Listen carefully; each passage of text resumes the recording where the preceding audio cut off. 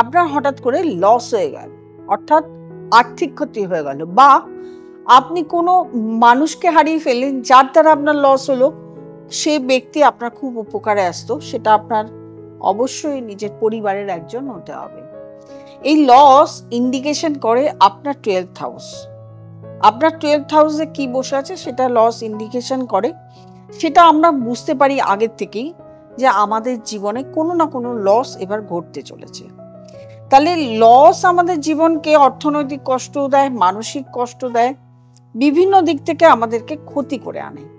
এই লসগুলো থেকে বাঁচতে গেলে এই বাচ্চাটা যাই থাকুক না কেন, আমরা 12টি মাসে যদি 12টি গাছ রোপণ করতে পারি, অর্থাৎ বৃক্ষরোপণ করতে পারি, এই যে বৃক্ষরোপণ করছি আমরা প্রকৃতিকে কিছু দিচ্ছি সেখান থেকে, এবং এই দেওয়ার ফলে আমরা তো কাউকে কিছু দিচ্ছি, তাহলে আমাদের জীবনের লসটা হয় না, লস থেকে আমরা বেঁচেছি।